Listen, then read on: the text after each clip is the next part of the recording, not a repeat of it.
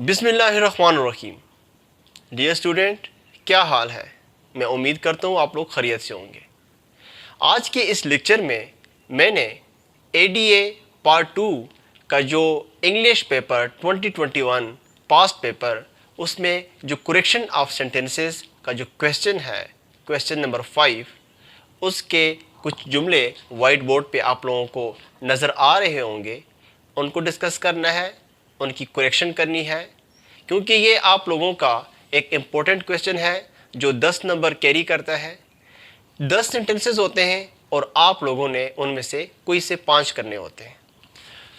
तो 2021 का जो ग्रुप 1 का English paper 2 2021 correction of sentences any 5, capital upper case में लिखा होता है ये 5, तो आप लोगों को 10 में से जो भी 5 आते हैं वो आप लोगों ने करने होते हैं। तो टाइम वेस्ट ना करते हुए, द शिप जो पहला है, the ship was drowned in the ocean. जी, तो इसमें क्या गलती है? The ship was drowned, drowned डूबना, जब बंदा पानी के सतह से नीचे होके सफोकेशन हो जाती है, उसको गला जो है ना, जिसमें बंदे का दम घुटता है, तो उसको ड्राउन कहते हैं। जबकि सिंक हो जाना, डूबना, किसी बेजान चीज़ का डूब जाना, उसको बोलते हैं सिंक। तो इसमें द शिप वाज संक आएगा। संक सिंक की थर्ड फॉर्म है, V3 है। सेकंड इसका क्या है? सैंक। और संक इसका थर्ड फॉर्म ऑफ वर्ब है। The Aslam lives in Lahore. जी, तो इसमें क्या गलती है? ठीक, प्रॉपर नाउन नेम वाला कोई भी नाम है, उसके साथ आर्टिकल द नहीं लगता। Aslam lives in Lahore, simple. Third, he put the book in the table and left. तो इसमें कौन सी गलती है? जबरदस्त। He put the book on the table. Table पर अगर किसी चीज़ के हैंड्स हैं, जैसे कि एक सोफ़ा इस तरह होता है जिसका कोई जो है ना बॉक्स टाइप उसके हैंड्स नहीं होते, तो हम कहते हैं कि ऑन सोफ़ा। लेकिन अगर कोई सोफ़ा ऐसा है जिसके चारों तरफ फॉर एग्जांपल ये हैंड्स बने होते हैं बैठने के लिए, ऊपर हाथ रखने के लिए, तो फिर इन होता है। लेकिन अगर टेबल है जो बिल्कुल फ्लैट सतह है, तो हम ऑन कहेंगे। तो ये प्रीपोजिशन की जो है ना गलती है इसमें। He put the book on the table and left. तो फोर्थ वन क्या है? Naveed is my older brother. जी, तो इसमें क्या गलती है? ज़बरदस्त। इसमें जो मिस्टेक है वो ओल्डर की है। Naveed is my elder brother, तो क्या आएगा? Elder brother.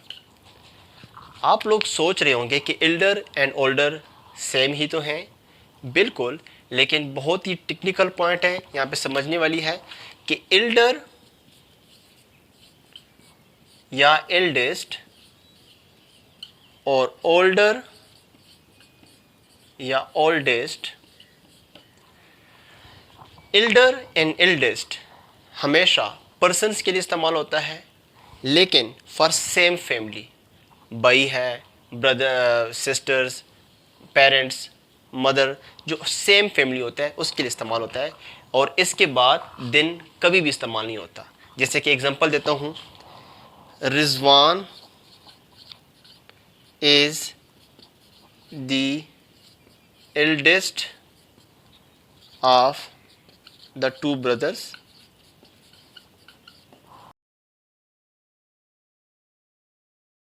Rizwan is the eldest of the two brothers. दो भाइयों में एल्डेस्ट है, तो रिजवान इज द एल्डेस्ट अपने ही भाइयों में, तो उसके लिए सेम फैमिली के लिए हम एल्डर एल्डेस्ट इस्तेमाल करते हैं। अब अगर बात की जाए तो ओल्डर ओल्डेस्ट की, तो ये आप चीज़ों के लिए भी थैंक्स आप जानवरों के लिए, एनिमल्स के लिए भी इस्तेमाल करते हैं, और आप पर्सनस के लिए भी इस्तेमाल करते हैं, लेकिन अगर सेम फैमिली ना हो तो, ठीक है। और इसके बाद आप दिन को फॉलो करते हैं, जैसे कि Ali is older than Umar. अब अगर ये दोनों भाई नहीं हैं, सेम फैमिली नहीं है, एक ही फैमिली से बिलोंग नहीं करते, तो फिर आप ओल्डर ओल्डेस्ट इस्तेमाल करते हैं, ठीक है। या this cow is older then that. ये काउ उस जो है ना काउ से ओल्डर है। उम्मीद करता हूँ इसकी समझ आ गई होगी। Fifth sentence, the table of the dining room was sold. जी ज़बरदस्त। The table of the dining room नहीं होता, ये होता है डाइनिंग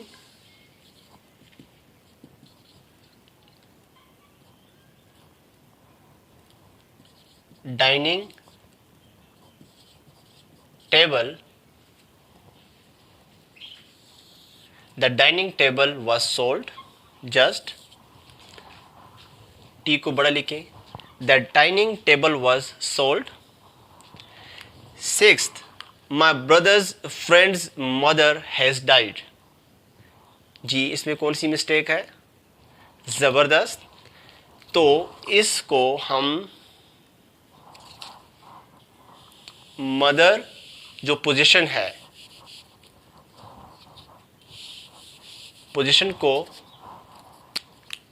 स्टार्ट में लिख लेंगे, mother of my brothers friend has died.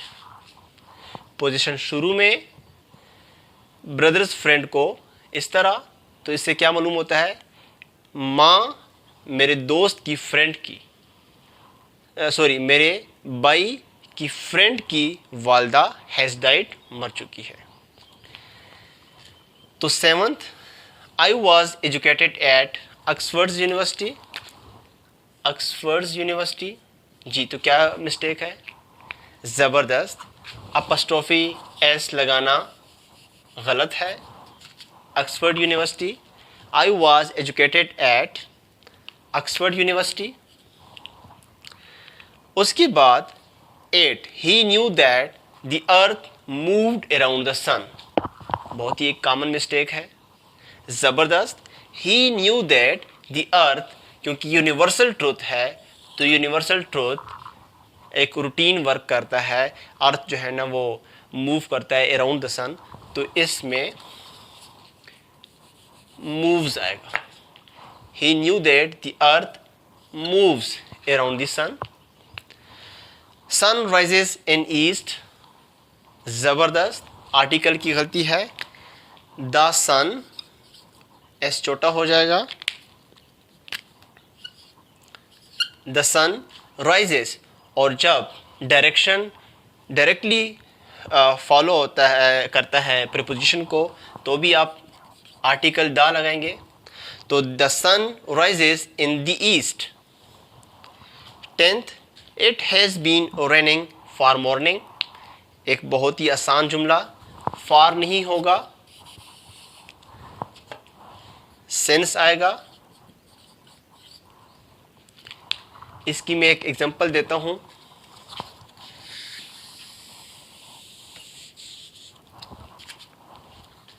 सबसे छोटा जो यूनिट है टाइम का वो क्या है?